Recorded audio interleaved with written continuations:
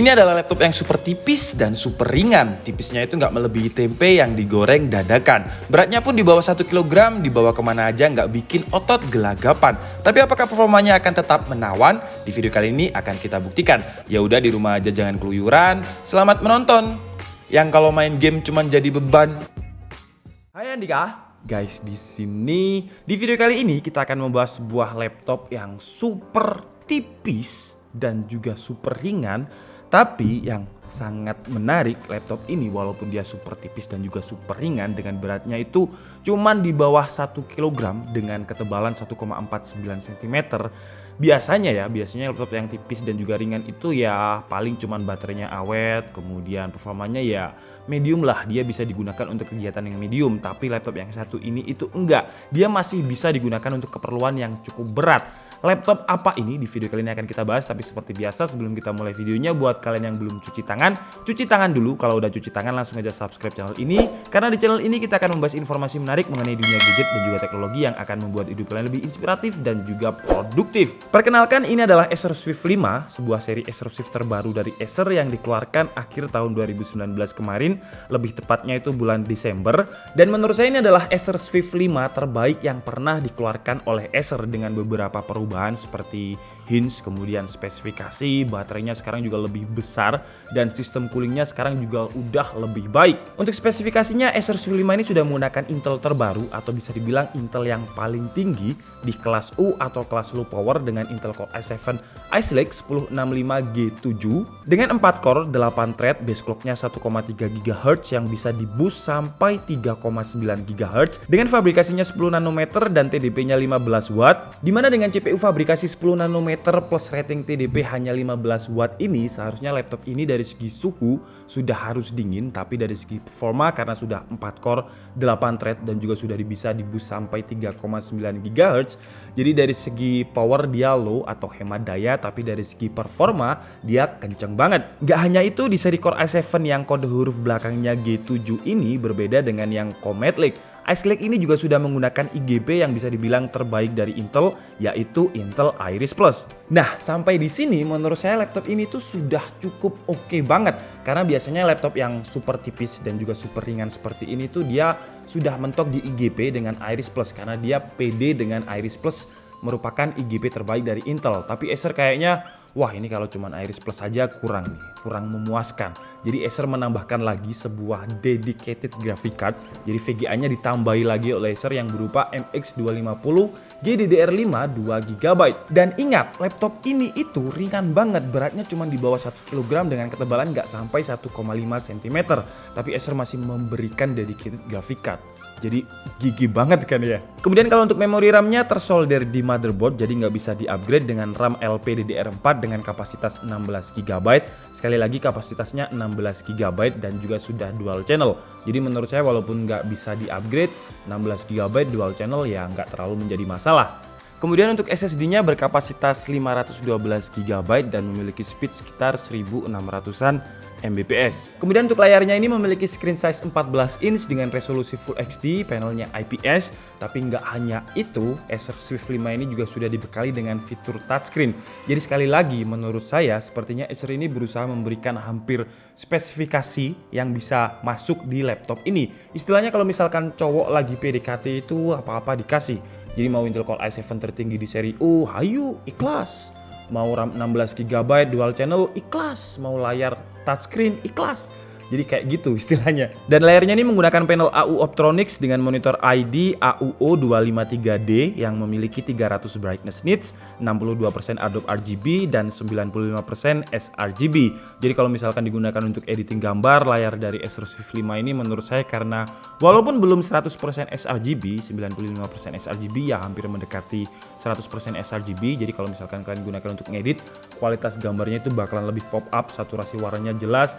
Intinya nyaman banget kalau kalian gunakan untuk ngedit. Untuk touchscreen-nya juga sudah responsif, semua 10 jari saya ini bisa keregister dengan baik dan minim banget stuttering atau patah-patah. Dari spesifikasi yang bisa dibilang notok jedok atau istilahnya sama Acer ini dimuat-muatin, dimasuk-masukin semua ke sini, seharusnya spesifikasinya ini bisa memberikan performa yang lebih baik. Tapi nanti akan kita bahas di segi performa, tapi sekarang kita bahas dulu aja dari segi desain. Sekilas tidak ada perbedaan antara Swift 5 yang sekarang dengan Swift 5 generasi sebelumnya. Cuman kalau diperhatikan ada beberapa perbedaan. Swift 5 yang sekarang itu framenya lebih tipis dan lebih terlihat modern. Karena di 2020 ini kalau nggak baseless rasanya kayak ada yang kurang gitu. Kemudian kalau Acer Swift 5 seri lama engselnya bisa dibuka sampai 180 derajat atau sejajar dengan keyboard, di seri ini itu nggak bisa. Tapi di seri ini engselnya itu lebih kerasa solid. Karena di seri sebelumnya menurut saya itu agak lembek, jadi kalau misal dibuka tutup seperti ini itu kayak ada bunyi. Dan di seri 2019-nya ini sekarang menurut saya udah diperbaiki karena lebih kerasa solid banget. Kemudian kalau untuk bahan materialnya, Acer mengklaim Acer Swift 5 ini menggunakan magnesium lithium dan juga magnesium aluminium untuk mendapatkan laptop yang tetap kuat tapi masih lightweight atau ringan. Dan kalau secara look, ya karena ini laptop bisnis jadi dibuat sesimpel dan seelegan mungkin dengan perpaduan warna biru gelap dan juga gold di bagian engsel dan juga logo Acer-nya. Dan kalau saya pribadi sih saya suka dengan desain yang simple tapi elegan dan juga terlihat profesional seperti ini. Karena Acer Swift 5 ini kan segmennya pebisnis, kemudian laptop produktif. Jadi kalau misalkan dibuat desain yang gonjreng dengan RGB atau mungkin logo Acer-nya ini menyala warna gold gitu ya. Ya menurut saya sih kurang terlihat profesional. Begini aja menurut saya udah simple tapi tetap terlihat bagus. Sayangnya dengan Excel barunya ini Acer Swift 5 2019 masih belum bisa dibuka dengan satu tangan. Dan di bagian dalamnya nggak ada yang berubah dengan adanya sensor fingerprint yang ada di pojok kanan yang warnanya biru juga.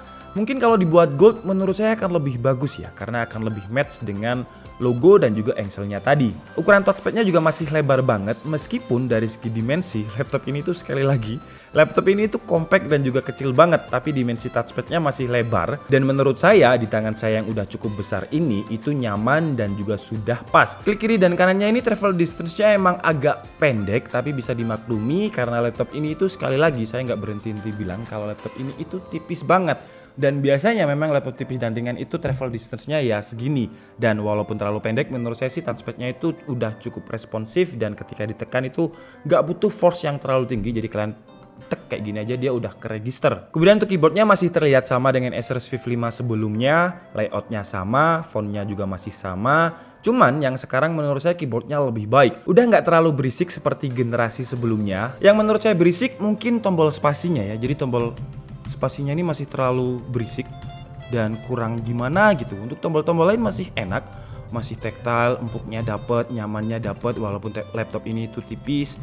Ya kurangnya cuma di tombol spasi aja. Kemudian kalau dari segi konektivitas, wifi-nya udah yang paling canggih yaitu Wi-Fi 6 yang lebih cepat 30% ketimbang Wi-Fi 5. Kemudian untuk Bluetooth-nya juga sudah yang low power dan yang paling baru yaitu Bluetooth versi 5. Kalau dari segi port, di sebelah kanannya ini terdapat Kensington Lock, USB 2.0 dan juga audio jack. Di sebelah kirinya terdapat input power, USB 3.0 dan juga USB Type-C yang juga sudah support dengan Thunderbolt. Jadi kalau misalkan kalian punya GPU eksternal, kalian tinggal colokan aja ke USB-C Thunderbolt-nya dan kalian bisa menambah performa GPU dari Acer Swift 5 ini. Atau mungkin kalian juga bisa menggunakannya dengan teknologi Intel Thunderbolt yang lain. Oke, sekarang waktunya kita bongkar Acer Swift 5 ini untuk mengetahui bagian dalamnya. Karena faktanya Acer Swift 5 ini merupakan laptop dengan dimensi 14 inch dengan active cooling fan yang dimensinya itu paling kecil. Dan di bagian dalamnya terdapat single fan yang ukurannya cukup besar. Kemudian juga ada dua pipa heatsink. Untuk opsi upgrade-nya yang memungkinkan cuman mengganti kapasitas SSD yang berkapasitas 512GB ini ke kapasitas yang lebih besar. Karena untuk memori RAM-nya sekali lagi seperti yang saya bilang di awal tadi, RAM-nya ini 16GB dual channel dan sudah tersolder di motherboard. Kemudian untuk dimensi baterainya ini cukup besar dengan kapasitas baterai yang lebih baik ketimbang generasi sebelumnya dengan 59 Wh battery. Dan daya tahan baterainya ini menurut saya awet banget ketika saya coba untuk video playback tanpa menggunakan koneksi wifi, yang berarti videonya itu ada di dalam laptop. Saya looping gitu videonya bisa bertahan sekitar 12 jam. Dan kalau untuk web browsing dengan koneksi wifi itu bisa bertahan sekitar 9 jam 25 menit. Oke, sekarang waktunya kita tes Acer Swift 5 2019 ini dari segi performa. Dan pertama seperti biasa kita akan menggunakan Sensebench R15 dengan 3 mode Best Performance dengan dicas, Best Performance tidak dicas, dan mode Better Performance. Dan di mode pertama dengan laptop kondisi dicas dengan power mode-nya Best Performance, di running pertamanya Acer Swift 5 dengan Core i7 Ice Lake mendapatkan skor yang cukup tinggi 523, kemudian di running keduanya 489, running ketiga naik lagi menjadi 499, running keempat 512, running kelima 507, running keenam 511, dan skor terendahnya ada di running kedua tadi dengan angka 489, dan untuk skor tertingginya ada di running pertama dengan skor 523. Kemudian di mode Best Performance, tapi sekarang laptopnya kita cabut atau tidak kondisi dicas, dan untuk average skornya nggak terlalu beda dengan kondisi laptop dicas, dengan running pertamanya itu 509, running keduanya 523, running ketiga 508, running keempat 508 lagi, running kelima 510, dan sisanya bisa kalian lihat di tabel ini. Kemudian di mode Better Performance, di running pertamanya mendapatkan skor 391, running kedua 387, running ketiga 386, running keempat masih tetap, dan running kelimanya 385, sisanya bisa kalian lihat di tabel ini. Kemudian lanjut di tes 3D Mark menggunakan driver Skydiver, Acer Swift 5 ini mendapatkan skor 9209, dan untuk driver Firestake mendapatkan skor 2548. Kemudian lanjut di tes editing menggunakan software Adobe Premiere Pro dan juga template yang memang khusus kita gunakan untuk rendering benchmark di DKID, dan hasilnya Acer Swift 5 ini mampu merender template yang khusus kita pakai dengan durasi waktu 1 menit 53 detik. Lanjut ke tes gaming, pertama kita gunakan di game yang cukup ringan dulu yaitu CSGO dengan resolusi Full HD dan grafiknya very low, dan hasilnya masih sangat playable untuk dimainkan dengan average FPS itu 60-70an FPS. Kemudian lanjut kita langsung tes aja di game wajib DKID yaitu PUBG PC atau PUBG Steam, dan hasilnya Acer Swift 5 dengan MX 250 dan juga Core i7 terbaru mendapatkan average FPS sekitar 25-30an FPS.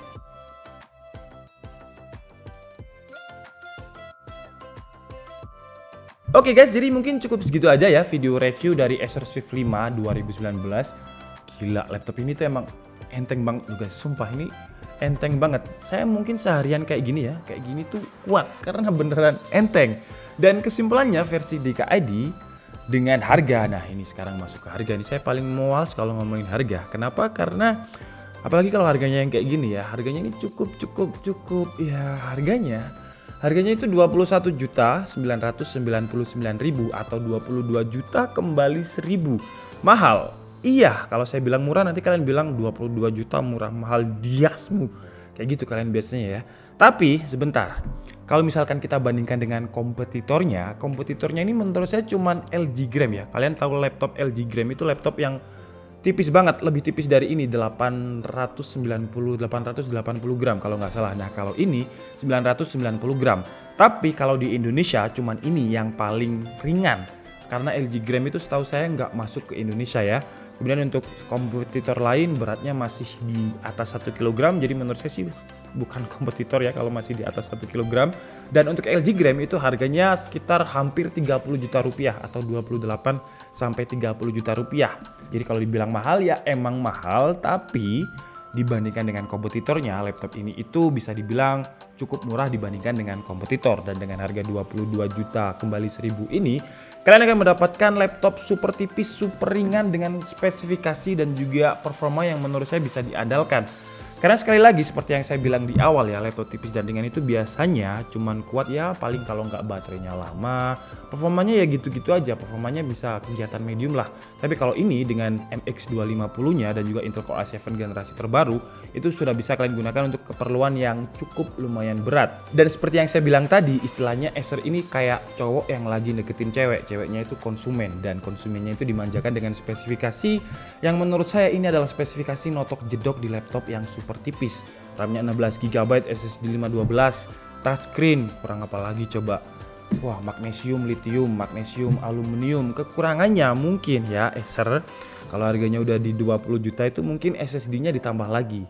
Karena kalau misalkan 512GB itu menurut saya agak gimana gitu, kurang genap gitu. Jadi kalau misalkan 1 terabyte mungkin bakalan lebih worth it lagi. Oke, jadi mungkin cukup segitu aja guys video kita kali ini. Saya minta maaf kalau ada kesalahan dalam penyampaian informasi. Seperti biasa kalian bisa mengkoreksinya di kolom komentar. Saya Nika Setiabudi and see you on the next video. Bye bye. Gila cuy, sumpah ini laptop ini tipis, udah gitu tipis, ringan. Gila tipis, ringan. Lihat ya, tangan saya ini nggak ada ototnya sama sekali loh ngangkat. Gila emang. Udah gila Acer nih.